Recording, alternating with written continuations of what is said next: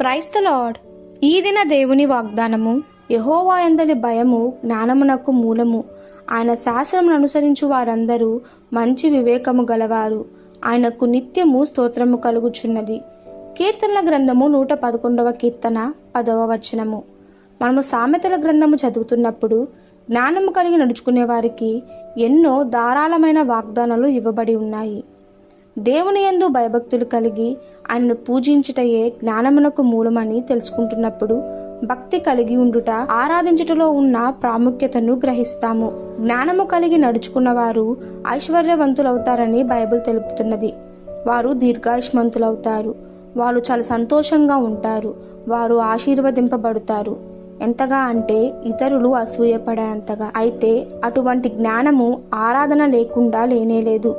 చాలామంది ఈ రోజుల్లో తెలివి లేక విద్యను సంపాదించుకోవాలని తాపత్రయపడుతుంటారు. తెలివి కలిగి ఉండుట మంచిదే, కానీ జ్ఞానము అంతకన్నా మంచిది. తెలివిని యుక్త రీతిలో వాడుకొనుట జ్ఞానము. జ్ఞానము లేని విద్య ఒకరిని ఉప్పొంగ చేస్తుంది లేక గర్వింప చేస్తుంది. జ్ఞానవంతుడు తప్పక తెలివిని కలిగి ఉంటాడు, కానీ ప్రతి తెలివివంతుడు జ్ఞానవంతుడు కాదు. ప్రస్తుత సమాజంలో విద్యను అవసరానికి మించి ప్రస్తావిస్తున్నారు. విద్య అనేకుల యొక్క ముఖ్య గమ్యంగా కనిపిస్తుంది. అయితే మన ప్రపంచము నైతికంగా పతనమవుతూ ఉంది. విద్య మంచిదే, కానీ జ్ఞానము కన్నా ఎక్కువ మంచిది మాత్రం కాదు.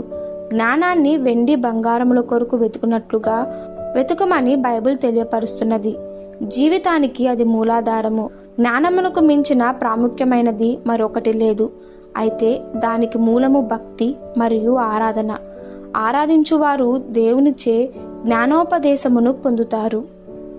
కాబట్టి అట్టి జ్ఞానము కలిగి మనము కూడా జీవిద్దాం.